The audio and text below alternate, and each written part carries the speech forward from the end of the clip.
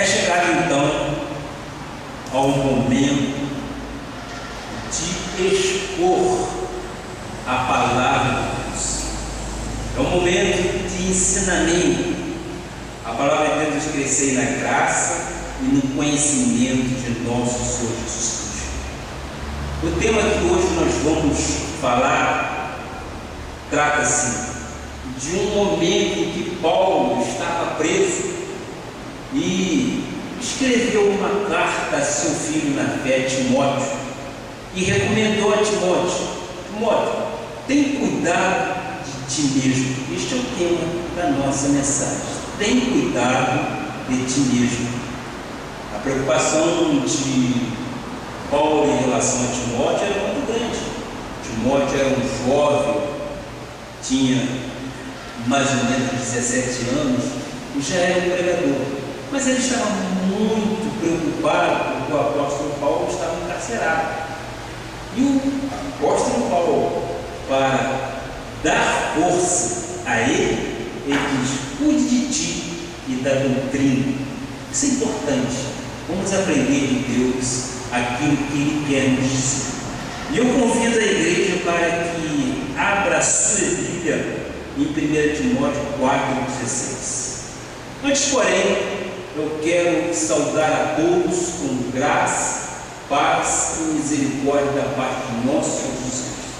Amém. Aos meus irmãos internautas que nos assistem através do nosso site, sejam todos vocês bem-vindos à Igreja Evangélica Cristo Vivo. Nós estamos situados aqui na Avenida Atlântica 215, loja 05, no bairro Jardim Atlântico, aqui muito pertinho de São José. Se você mora em Florianópolis, se você mora na Grande Florianópolis, você é o meu convidado. Esteja conosco aqui no domingo que vem. Venha compartilhar conosco das virtudes do Pai para com os eleitos. Se você está me assistindo neste momento, eu creio que você é um abençoado de Deus. Eu creio que você já é um eleito de Deus. Eu creio que você é uma pedra viva. Essas são os cumprimentos do apóstolo Paulo em relação àqueles que são predestinados de Deus. E nós entendemos que nós somos já predestinados desde antes da fundação do mundo. Nós não temos mais dúvida a esse respeito. Então você também é um eleito. Agora sim, vamos a 1 Timóteo 4, versículo 16. Se você trouxe sua Bíblia, abra sua Bíblia. Se não a trouxe, temos aqui na nossa tela. E peço até que registre no seu caderno de anotações, para que a cada momento de sua vida você possa rebuscar entendimento, conhecimento, para te livrar de situações que não provêm. 1 Timóteo 4,16 diz: tem cuidado de ti mesmo e da doutrina. Continua nestes deveres, porque fazendo assim salvarás tanto a ti mesmo como aos teus ouvintes. Que esta palavra abençoe os vossos corações. Oremos ao Pai. Pai amado e Pai bendito, eu não me canso de dizer que a minha suficiência vem exclusivamente de Ti. Eu descanso em Ti, meu Pai. Eu descanso nas promessas que o Senhor nos fez. Por isso, o meu coração se regozija no Senhor. Pai, neste momento eu quero levar o meu pensamento cativo à Tua obediência, e pedir que faça fluir através dos meus lábios e cordas vocais sadias, sabedorias vindas diretamente do Teu trono, para que eu possa dar transparência àquilo que Tu queres dizer ao ouvir, porque tenho cuidado de nós e da doutrina, nós sairemos vencedores em todas as coisas. Amém. Toque no coração daquele que está nos ouvindo, nos vendo através da internet. Faça mover o teu espírito na vida de cada um. Amém. Nós te oramos e agradecemos por tudo. Creio que o Senhor já operou sinais e prodígios das maravilhas na vida de cada um. Em nome de Jesus. E todos digam amém, amém e amém. Glória a Deus. Santo e precioso de Deus, pedra viva, raça eleita, sacerdócio real, filho na fé, sendo deste ministério, graças a Deus, nós somos ovelhas de nosso Senhor Jesus Cristo, separados por Ele para ouvirmos a palavra dEle. Aqui está o rebanho do Senhor reunido nesta casa. Esta casa chama-se casa de oração. Estamos vendo neste texto bíblico o apóstolo Paulo fazendo duas importantes admoestações ao seu filho na fé, Timóteo. Conforme eu disse inicialmente, Timóteo era muito jovem, inexperiente e estava fragilizado, estava intimidado pelo fato de Paulo estar preso e encarcerado. Ora, esta preocupação é natural, normal, mas a preocupação maior de Paulo em relação a Timóteo são exatamente essas duas admoestações que ele fez. Primeiro, cuida de ti. Segundo, cuida da doutrina.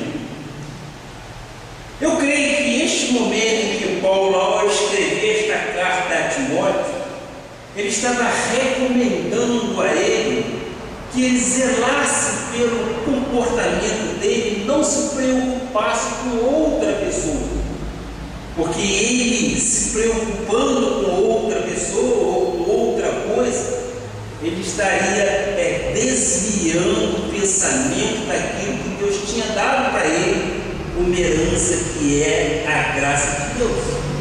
Então Paulo fez essa recomendação.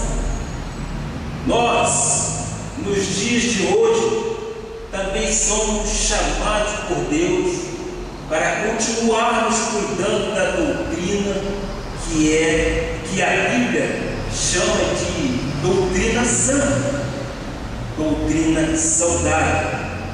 É uma doutrina que cura, é uma doutrina que transforma e que levanta a pessoa. Ela tira do tremedal de lama aquele que antes estava encarcerado e o transporta para regiões celestiais em Cristo Jesus. Há uma mudança muito grande no comportamento de quem conhece a graça. O Espírito de Deus testifica com o Espírito daquele que ama o Pai e que lava o Pai.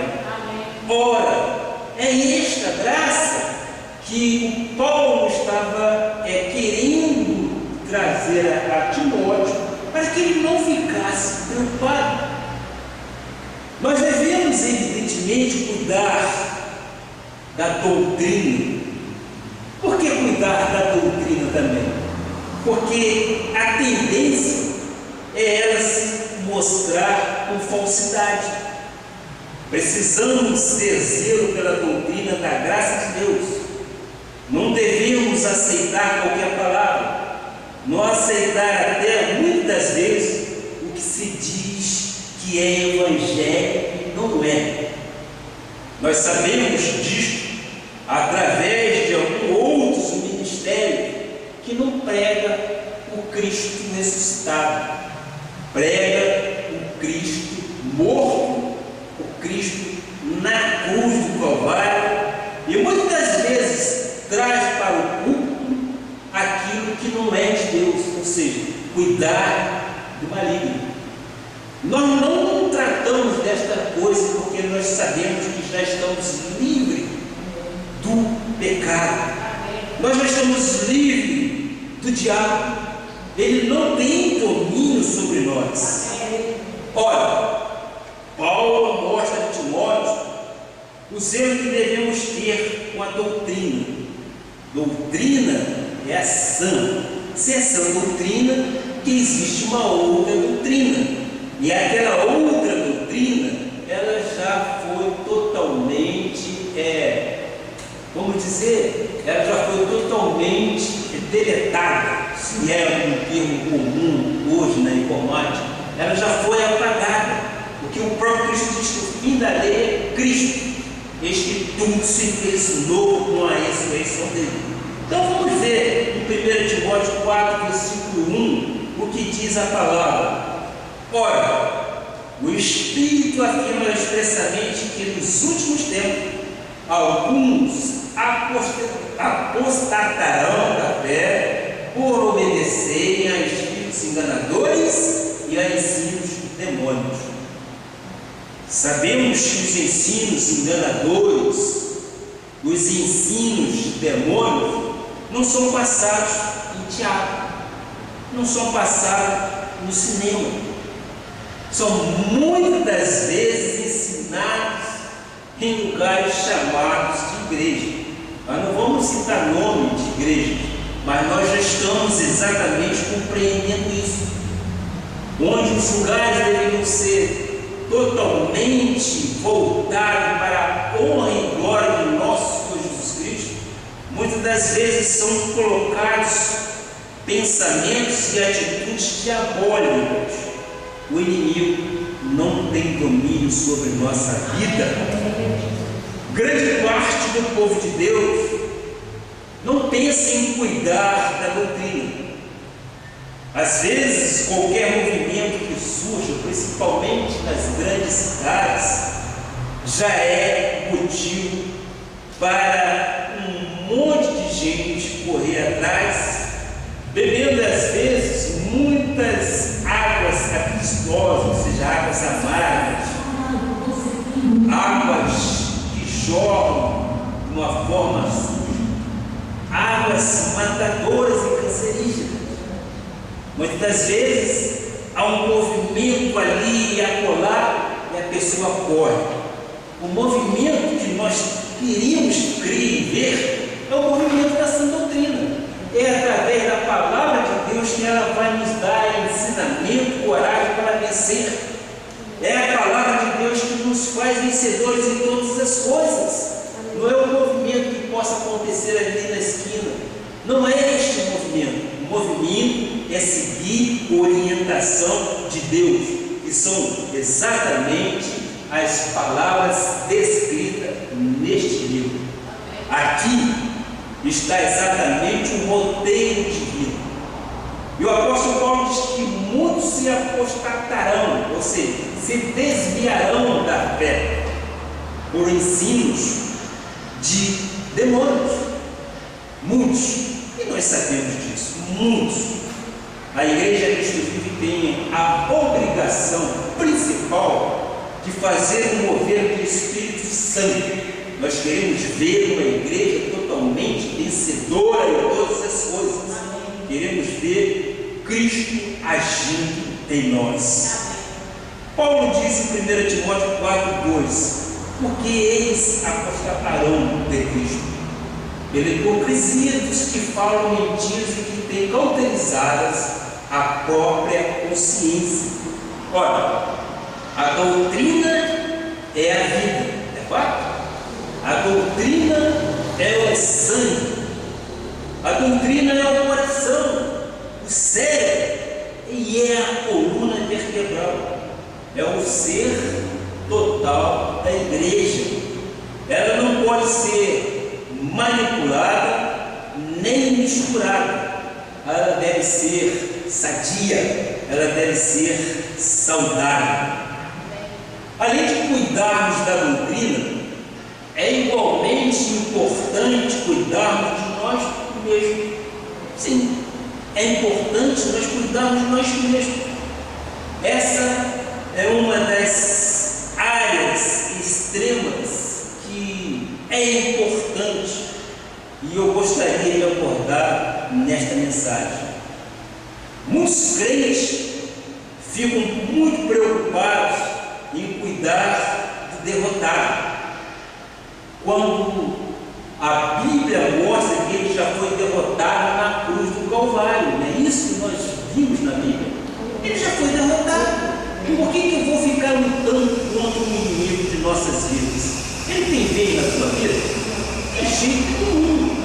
Aqui em nós mora o templo do Espírito Santo. Nós somos a imagem e semelhança de nosso Pai.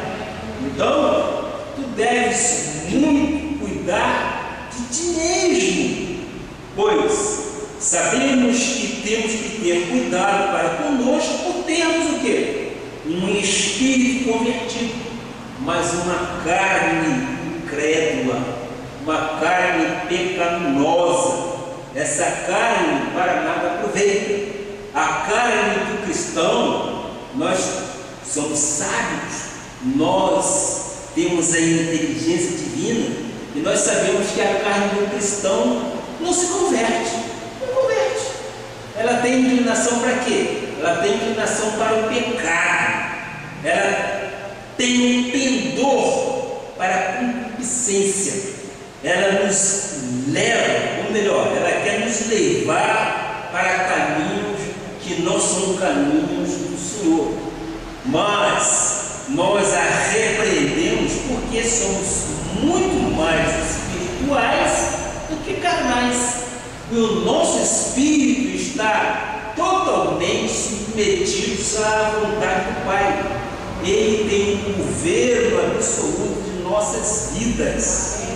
Nós dependemos exclusivamente dele. E ele nos mostra qual é o caminho a que devemos seguir. Se a carne muitas das vezes quer caminhar para um lado que não é operoso, o Espírito Santo te diz, o Espírito Santo te alerta, não é este o caminho, o caminho é outro, e você com sabedoria divina, você se inclina ao Senhor e obedece aos comandos celestiais. Eu disse que nós não somos e não vivemos no pecado. O inimigo não tem domínio sobre nós, porque ele já foi derrotado. Porque nós somos sábios em Cristo. Nós já conhecemos todo o pacto da graça de Deus. O pacote celestial para nós crentes em graça está completo. Ora, se nós conhecemos toda a graça, se nós sabemos que temos direitos, deveres e obrigações, exato, em servir o Senhor, nós sabemos que se errarmos, nós podemos ser disciplinados, não é isso? Nós temos sabedoria divina e nós não entramos na área do pecado. Se eventualmente eu ou você pecarmos, nós seremos disciplinados por Deus. Muitas das vezes nós temos exemplo, porque já vimos isso no Rio de Janeiro, já vimos pessoas que usavam inclusive o púlpito, muitas das vezes, como pastores, por que não dizer, mas infelizmente foram disciplinados por Deus, foram até açoitados. Ora, aí eu te pergunto, por que nós vamos viver na prática do pecado? Não, de jeito nenhum. O inimigo não tem poder nenhum sobre nossa vida. E o Espírito nosso está em Deus. Amém. E Ele nos livra do laço do passarinheiro. Ele não nos permite entrarmos em lugar errado. Então, como eu disse inicialmente, muitos crentes ficam preocupados em cuidar do inimigo. O inimigo, quando a pessoa não cuida da doutrina, o que ele faz? Ele joga sofismas e altivezes contra nós. Para quê? Para perverter a palavra de Deus. Mas, quando ela não cuida de si mesma, passa a ter problemas na sua vida. Vamos reler o texto básico, o texto inicial, 1 Timóteo 4,16, que diz assim: é o seguinte: tem cuidado de ti mesmo e da doutrina. Isso é um ponto. Continua nestes deveres, deveres que nós temos para com Deus, porque fazendo assim, salvarás tanto a ti mesmo como aos teus ouvintes. A salvação a que o versículo se refere não é inerente à vida eterna. Ninguém é salvo por se cuidar ou cuidar da doutrina. A Bíblia diz que somos salvos por graça. Por graça nós somos salvos, que é um dom de Deus. Pela graça sois salvos mediante a fé. Isto não vem de vós, isto é um dom de Deus, é o que diz a palavra. Então, do que nós devemos nos salvar ou nos cuidar? Nós temos que cuidar exatamente dos falsos profetas. Nós devemos nos livrar dos falsos profetas, dos sofismas e das fortalezas que se levantam contra nós. Nós sabemos que tem cultos que dizem alguma coisa que não provém de Deus e que nós chamamos que não é sã doutrina. A sã doutrina é a doutrina da graça de Deus. Ora, quando um pastor tem um cuidado de ensinar as ovelhas de Jesus, na realidade ele está gerando segurança e estabilidade espiritual. Muitas das vezes as doutrinas são maculadas, são manchadas por causa de falsos obreiros, até mesmo fraudulentos, como os da falsa circuncisão, pois eles querem misturar coisas na nossa cabeça. Paulo escreve para nós e nos dá segurança e não nos deixar envolver com aquilo que não é perfeito. Em Filipenses 3, versículo 3, ele diz: porque nós é que somos a circuncisão, nós que adoramos a Deus no Espírito e nos gloriamos em Cristo Jesus e não confiamos na carne. A carne é fiel ao pecado e é contrária à palavra de Deus. A tendência da carne é a concupiscência do pecado e do engano. A inclinação da carne é para o pecado e para a morte. Por isso, é importante cuidar de si. Devemos estar sempre atentos, porque é isso que gera segurança. Paulo também nos diz que a carne é corpo de humilhação, e Pedro a chama de imunda, trapo de imundícia. Ou seja, Deus está mostrando à sua igreja que nós precisamos estar atentos ao que a carne pode ser suscetível. Por isso é que a igreja Cristo vive não promulga uma vida de obras da carne. Sabemos que na carne não há bem algum, não andamos segundo as inclinações da carne. Nós a submetemos e vivemos por fé. A palavra do Senhor diz que o justo viverá por fé.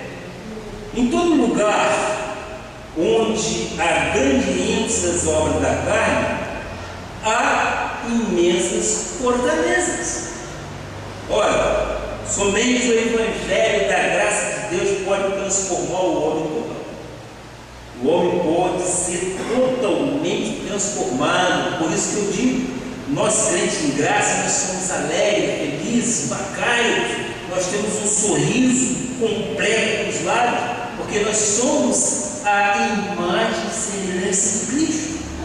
Paulo disse em 2 Coríntios 5,16: assim que nós daqui por diante ninguém conhecemos segundo a carne aquele que foi exatamente crucificado, e se antes conhecemos Cristo segundo a carne, já agora não conhecemos deste modo. Ora, por isso não confiamos na carne. Nossa visto a Deus, confiamos no Espírito. Até Jesus não quer ser visto na carne, por isso que em Cristo vive.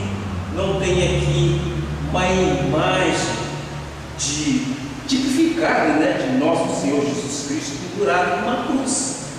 E é por isso que nós também não participamos de uma via crucis. Por quê? Porque Ele já fez tudo. Ele foi o nosso substituto. Nós não temos que fazer as obras que Ele já fez, porque se nós assim o procedermos, nós estamos invalidando a graça de Deus. Pela graça sois salvos, mediante a fé. Isso não vem de vós, é dom de Deus. Então nós temos que cuidar de nós e da doutrina. Nós não podemos ter um ouvido para aquilo que não é sã doutrina. Nós podemos sim ouvir e admoestar, porque o próprio Jesus Cristo não quer ser visto na carne. Na carne é aquele que era carregado na cruz, é aquele que foi crucificado, cuspido, chicoteado. Ele não quer ser mais visto desta forma. Cristo em nós, Cristo em mim e em ti é a esperança da glória. Nós somos crentes felizes e nós aprendemos tudo isso no apóstolo Paulo, que é o apóstolo da graça de Deus. A carne para nada provei. E ela, como eu disse anteriormente, ela não se converte. Ela é uma controvérsia com o Espírito. Ela jamais vai se converter. Mas o que nós temos que render honras e glórias ao nosso Senhor Jesus Cristo, porque nós somos espirituais. E o nosso Espírito testifica com o Espírito do Pai. E nós cremos que Ele tem um governo absoluto em nossas vidas. Amém. Em Hebreus 2,12 diz assim, Hebreus, isso, é 4,12, Isso. Porque a palavra de Deus é viva e eficaz, e mais cortante do que qualquer espada de dois gumes, e penetra até o ponto de dividir alma e espírito, juntas e medula, e é apta para discernir os pensamentos e propósitos do coração. Ora, aqui nós estamos vendo que a lei é para a carne, para coisas exteriores, não é isso? A graça divide a alma do espírito, é coisa para o interior, é coisa intrínseca, ou seja, de fora para dentro, é no espírito. Não temos, com o espírito, nós não temos nenhum problema, ele está perfeito em Cristo Jesus.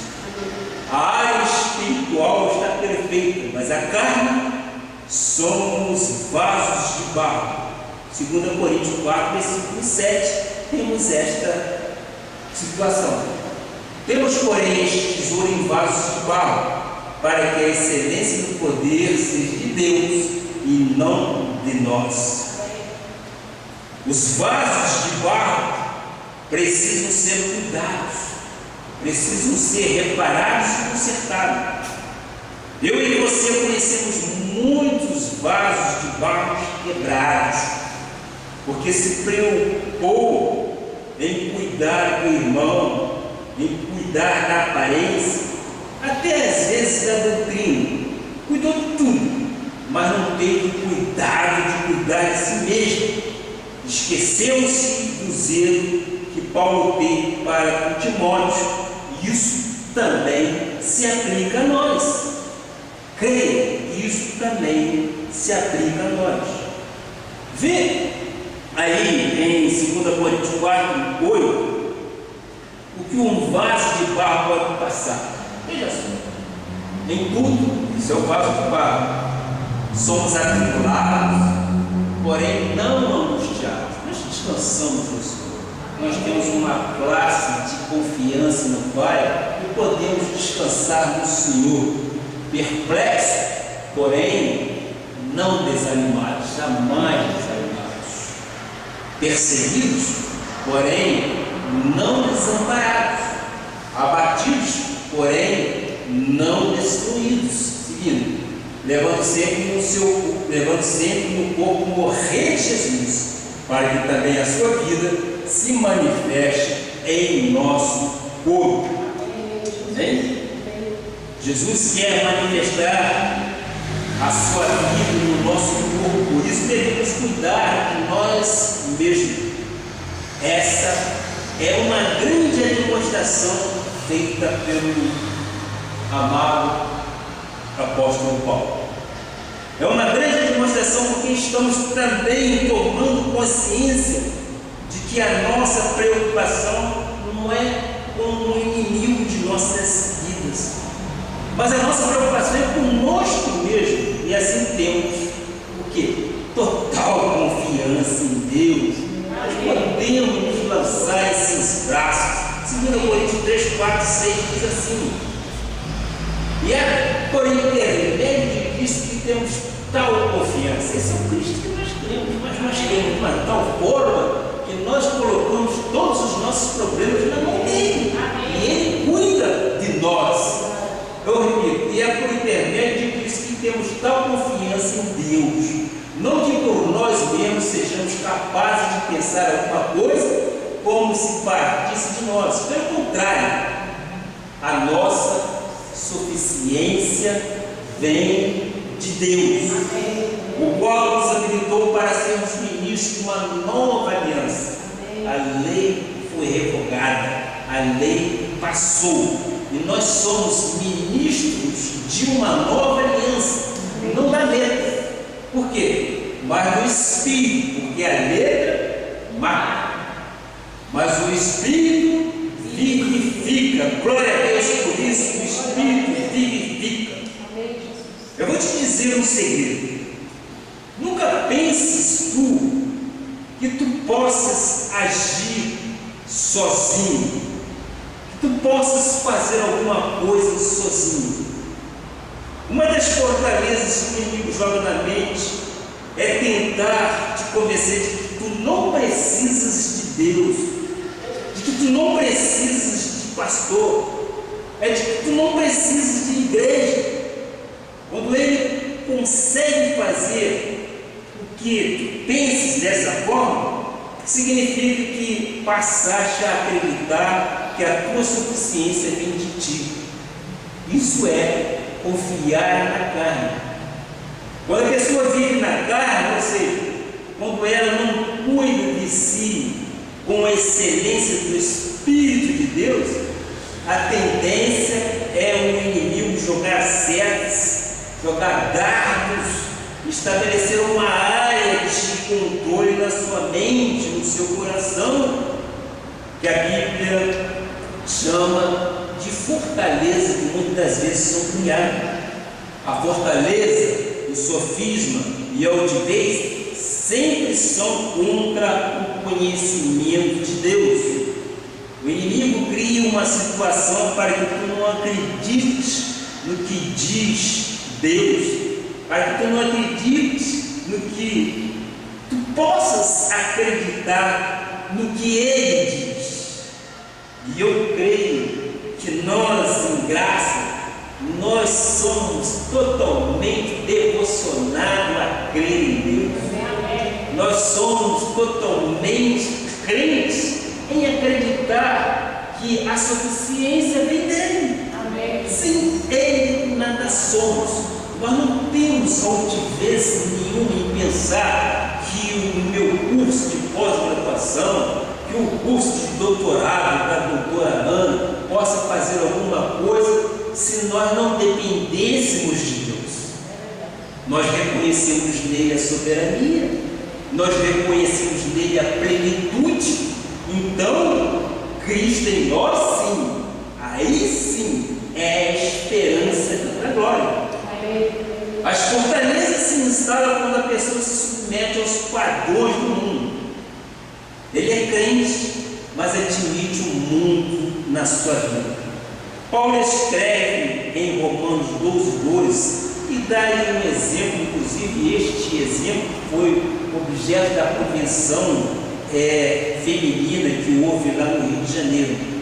Diz: e não vos conformeis com este século, mas transformai pela renovação da vossa mente, para que experimenteis qual seja a boa, agradável e perfeita vontade de Deus. Amém. Ora, quando não aceitamos, não nos conformamos com o século, somos transformados.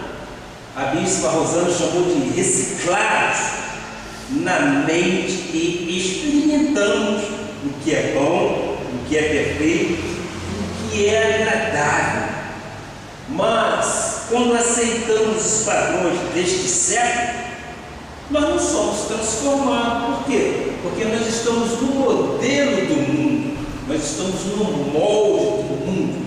Mas a nossa mente tem que ser totalmente reciclada, renovada com a mente de Cristo. Amém. A mente de Cristo, diz o versículo, a vontade é boa, agradável e perfeita. Essa é a vontade de Deus. As fortalezas precisam ser destruídas. Tu não podes, de forma alguma, permitir que a tua vida seja um laboratório de experiência. Nós já fomos outrora laboratório de experiência quando nós estávamos no mundo.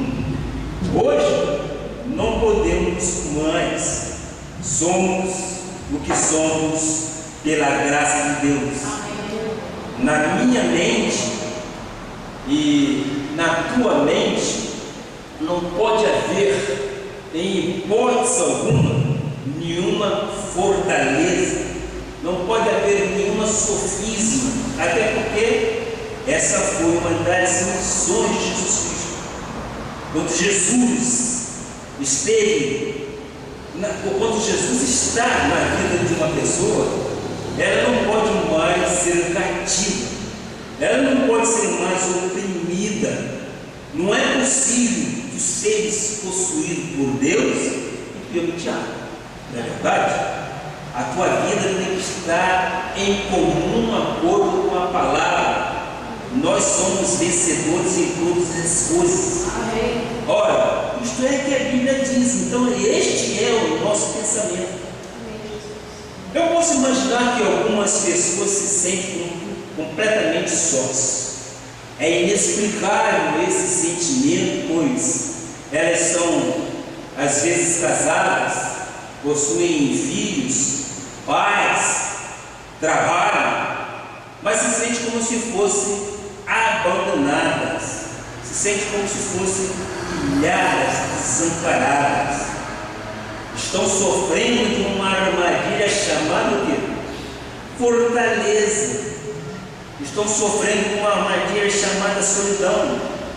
É um sentimento doloroso.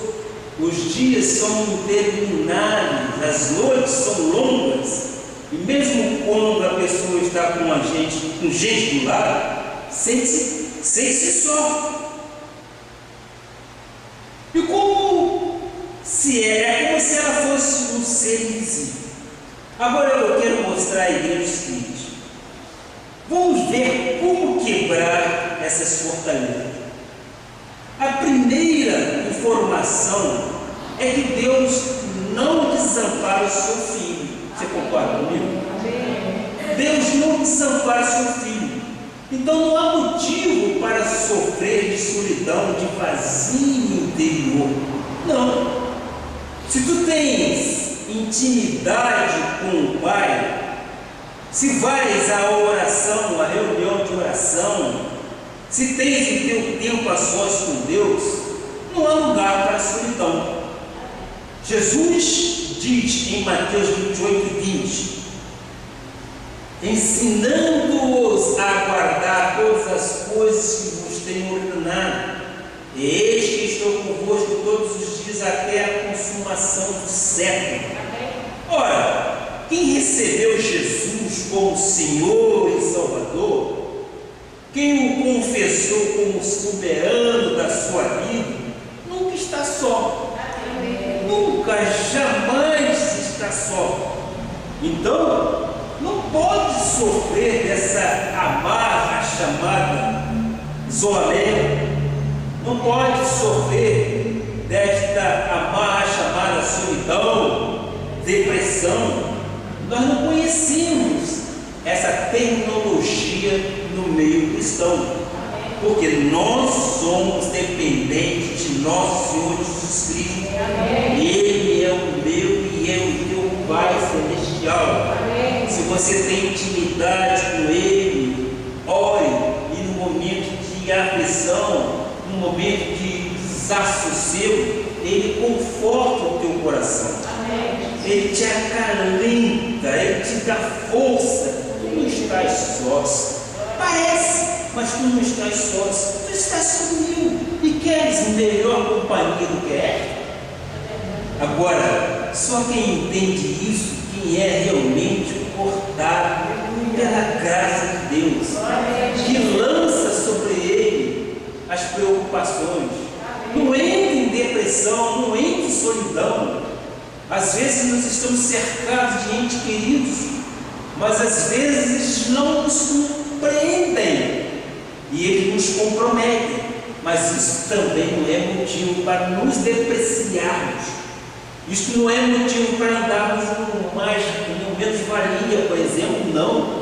Eu disse à irmã que chegou hoje aqui em nosso ministério, olha, o crente é para ser alegre. O crente que conhece nosso Senhor Jesus Cristo, ele tem exatamente a formosura de Deus no seu rosto. Ora, nós não somos imagem e semelhança de Jesus? Nós não somos imagem e semelhança de Deus? Ora, se somos imagem e semelhança de Deus, nós temos que fazer Ele refletir em nossos rostos, não é isso? E como é bom nós encontrarmos pessoas desta natureza, porque nós vemos então que esta pessoa está comprometida com o Senhor. É uma pessoa que depende exclusivamente do Senhor. Então, eu repito, quem recebeu Jesus como Senhor e Salvador, quem o confessou como soberano da sua vida, nunca, jamais poderá estar só. Em Gálatas 2:20 diz algo muito parecido com isso. Logo, já não sou eu quem vive. Pode dizer isso comigo? Mas Cristo vive em mim. E esse viver que agora tenho na carne, vivo pela fé no Filho de Deus, que me amou e assim mesmo se entregou por mim. Jesus já fez tudo por mim e por ti. Jesus já se derramou na cruz do Calvário. Ele se fez carne e habitou entre nós e cumpriu exatamente aquilo que estava determinado a cumprir nesta terra. E ele já fez tudo por nós. Nós temos exatamente crer que a carne é o substituto. A carne veio e foi envergonhada, porque Cristo morreu e ressuscitou e está entre nós. Por isso que o apóstolo Paulo diz: já não sou eu quem vive, meu Deus, mas Cristo vive em mim. E quando nós cremos e declaramos com fé que Ele vive em nós, nós estamos tranquilos, descansando no braço do Senhor.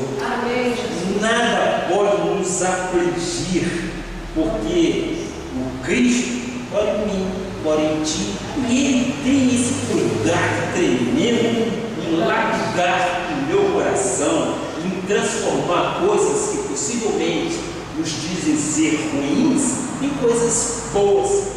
De uma hora para outra, de um minuto para outro, pode tudo ser renovado da melhor forma possível. Outra grande afirmação de Jesus, de que tu não podes estar sozinho, que tu não podes estar isolado, deprimido, é ainda mostrado por Paulo em Romanos 8, versículo 35. Romanos 8, versículo 35. Olha só, olha que elo perfeito. Quem nos separará do amor de Cristo? Amém. Será tribulação ou angústia, ou perseguição, ou fome, ou nudez, ou perigo, ou Deus Pai.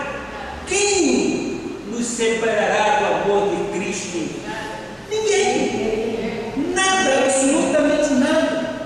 E eu quero, com a permissão do Espírito Santo de Deus, colocar aí neste versículo: nem solidão, nem depressão, nenhuma opressão pode contra nós, porque nada poderá nos separar do amor de Cristo Jesus em nossa vida. Ele é o pastor que cuida de nós. Olha, a sensação atormentadora do vazio deve ser angustiante, gera um temor inexplicável, gera um desesperador tumulto em nosso modo de vida. O Senhor não quer desta forma. O Senhor quer te ver vencedor em todas as coisas.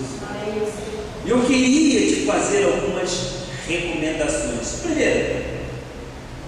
Primeira recomendação: tenha uma relação boa com o teu marido e com a tua esposa. Tente ter uma relação compatível com o teu marido e com a tua esposa. Segundo, desenvolva amizades sinceras no corpo de Cristo, pessoas com as quais tu podes contar. Terceira recomendação: envolva-te em grupos e nas áreas de trabalho da igreja. Esteja disposto a dar um pouco da tua vida pela igreja e pelo reino. Busca o reino e a sua justiça, que as demais coisas que o teu coração desejar será acrescentada. A pessoa que sofre de solidão não se permite ser amada, está trancada, a pessoa fica amargurada. Às vezes possui uma família bonita, uma família grande, mas começa a gerar um sentimento de insatisfação e solidão. E a solidão e a insatisfação são armas que o inimigo, que o diabo usa para destruir pessoas.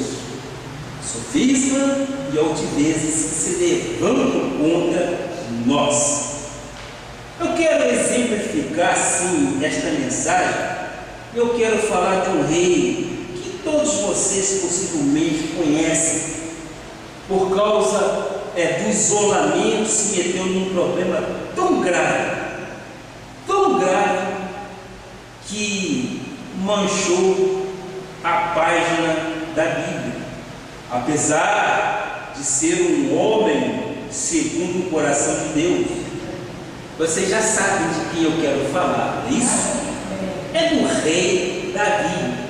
Eu vou falar isso em rápidas palavras, testificando e buscando na Bíblia Sagrada. Em 2 Samuel 11, versículo 1 diz: decorrido um ano, no tempo em que os reis costumam sair para a guerra, enviou Davi a Joabe e seus servos com ele e a todo o Israel, e destruíram os filhos de Amon e sitiaram Rabá, porém Davi ficou em Jerusalém.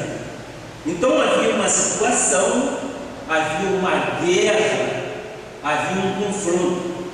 Davi deveria ter ido para o fronte de guerra, para a frente de batalha, mas ficou sozinho em Jerusalém, isolado, no espírito de solidão. O inimigo colocou imediatamente uma fortaleza na cabeça, na sua mente. 2 Samuel 11, versículo 2 e 5 diz: olha só como é que a sofisma e a altivez começa a se levantar na vida de um que foi escolhido ser rei em Israel. Uma tarde, levantou-se Davi do seu leito e andava passeando no terraço da casa real. Daí viu uma mulher que estava tomando banho era ela muito formosa, Davi mandou perguntar quem era. Disseram-lhe: é Batseba, filha de Eliã e mulher de Urias, o Hedeu. Então enviou Davi mensageiros que a trouxesse. Ela veio e ele se deitou com ela. Veja só a consequência. Se deitou com ela. Continua? Ok, ele se deitou com ela. Então, o que nós queremos mostrar e ver aí? Nós queremos dizer o seguinte, que Davi estava vivendo uma situação, mas Davi estava numa solidão muito grande, e ele tinha uma guerra a confrontar, e ele não foi para a frente da batalha. Ele ficou exatamente no seu palácio, andando de um lado para o outro, e avistou do outro lado a mulher formosa, conforme diz a palavra, né? E ele a convidou que viesse até a sua casa. Eu quero mostrar que um abismo sempre chama outro abismo, um problema chama outro problema. Um homem que tinha quantas mulheres livres quisesse, porque estava sozinho, acordando tarde às vezes, com insônia, ora, cabeça vazia, foi se interessar logo por quem? Pela mulher de um de seus oficiais, comandante. O inimigo botou-lhe uma fortaleza na mente. Ele, ao invés de olhar para as suas mulheres, que ele tinha direito a outras mulheres, adulterou. Vê quantos problemas surgem quando a pessoa não cuida de si. Davi, para se livrar do problema, ele teve que arrumar ou arranjar uma outra saída. Tentou fazer com Urias, que é o comandante, deitasse com a mulher para fingir que o filho era seu e não